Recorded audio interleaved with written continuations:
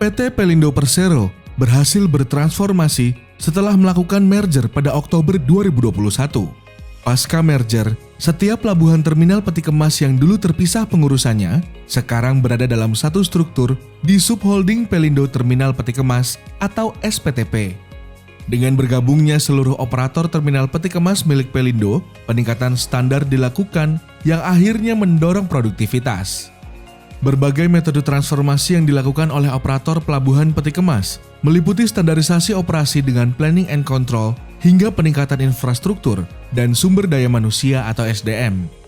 Upaya transformasi yang dilakukan para operator terminal peti kemas memiliki satu tujuan yang sama, yakni menekan biaya logistik yang terbilang tinggi.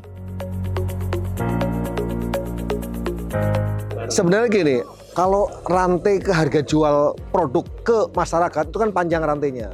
Paling tidak kami dari pelabuhan itu memperbaiki layanan yang pada akhirnya semuanya itu terschedule.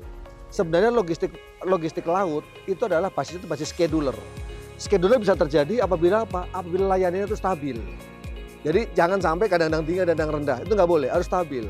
Nah, kalau sudah berbasisnya planning seperti itu, otomatis akan optimal. Yang pada akhirnya turunannya itu adalah schedule-nya udah pasti, yang pada akhirnya secara bertahap itu pasti akan nurunin harga. Pasti akan seperti itu. Tapi bahwa apakah perubahannya langsung itu, ya nggak kan panjang. Pemainnya kan cukup banyak. Paling nggak kami dari pelabuhan memperbaiki dari faktor yang ada pada kami. Jelajah Pelabuhan 2022 Bisnis Indonesia memotret aktivitas terminal peti kemas pasca merger Pelindo. Dimulai dari TPK Tanjung Priok yang merupakan terminal peti kemas terpadat di Indonesia, melakukan sejumlah pembaharuan sistem guna meningkatkan tingkat efisiensi.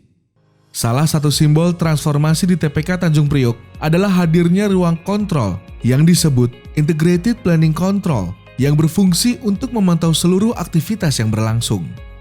Pemantauan secara langsung dengan media CCTV yang disiarkan ke belasan monitor pemantau, mulai dari kondisi lalu lintas atau traffic control, pelabuhan multipurpose, dan bongkar muat terminal peti kemas. Nah, makanya Bapak di sini sekarang kita ada di Integrated Planning and Control, di mana kita berintegrasi dengan dari sisi laut, lalu lintas laut, kapan kapal tiba kita bisa ketahui, kapan kita deploy ke panduan atau takbutnya atau pilotnya, supaya tidak ada waktu tunggu kapal untuk sandar di terminal.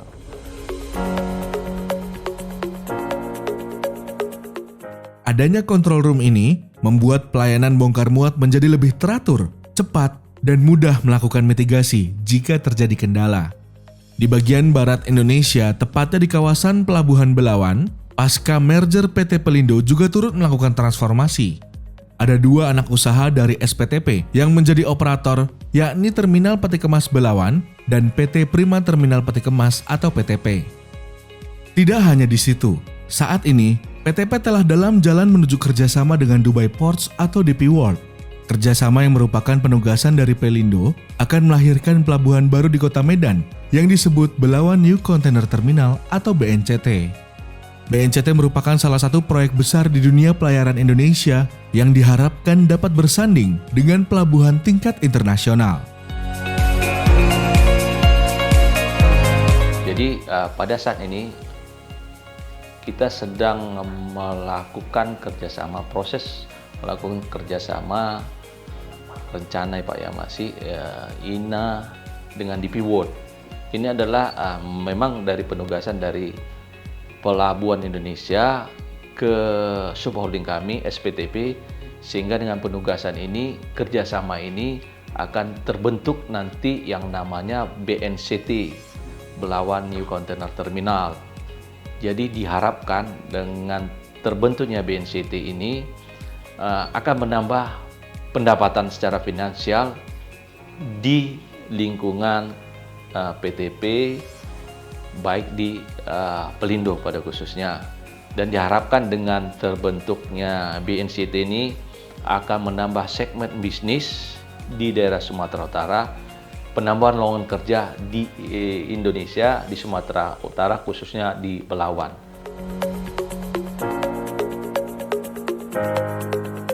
Bergeser ke Jawa Timur, SPTP berharap kepada 3 terminal peti kemas, yakni Terminal Peti Kemas Surabaya atau TPS, Terminal Nilam, dan Terminal Peti Kemas Teluk Lamong untuk menjadi ujung tombak di perbatasan Indonesia Barat.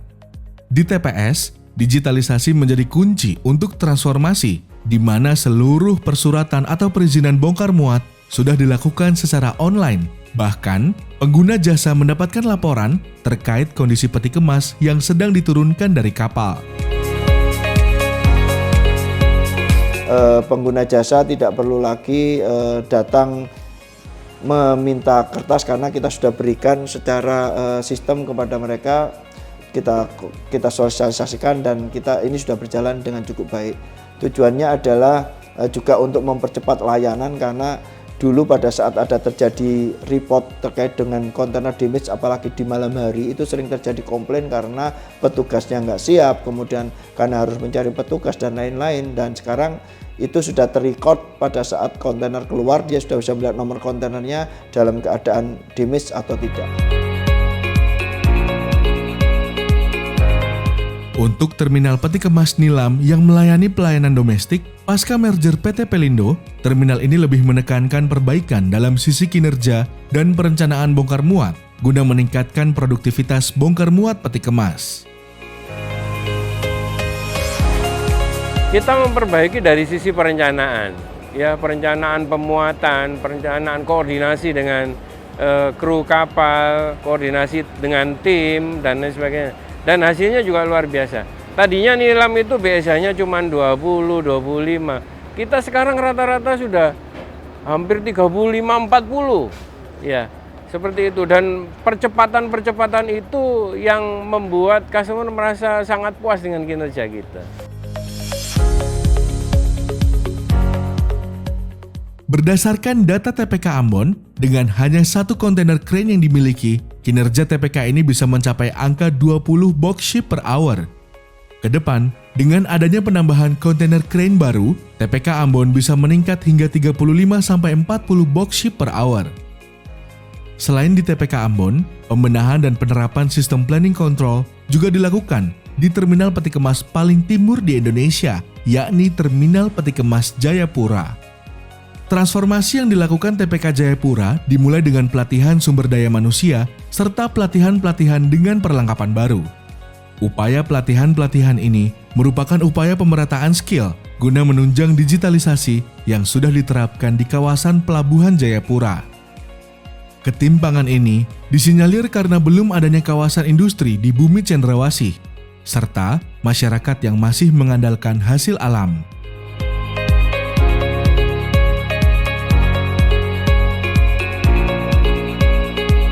Kita tahu bahwa di Indonesia itu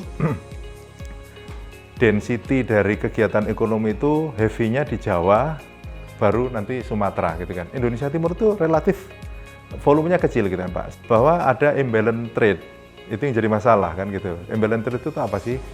Jadi ketika kapal itu mengangkut dari Jakarta dan Surabaya ke Indonesia Timur, itu baliknya itu nggak balance. Muatan penuhnya itu nggak penuh gitu kan. Jadi maksimum itu hanya 30% lah. Itu hanya lokasi tertentu.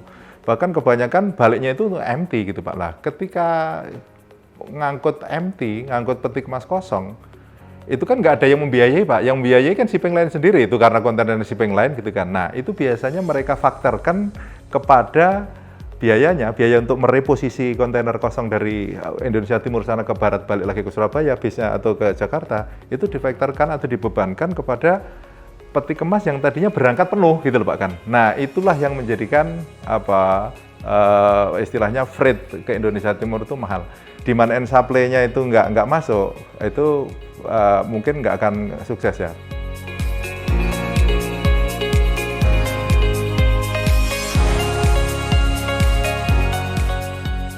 Di tengah berbagai peningkatan pelayanan dan perbaikan standar pelayanan, tantangan Pelindo masih besar.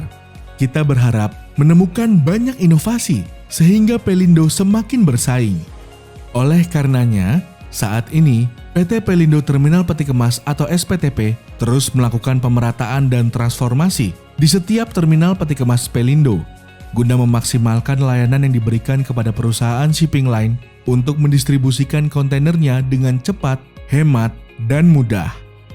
Pemerintah juga berharap dengan mergernya PT Pelindo, disparitas harga kebutuhan masyarakat dapat hilang.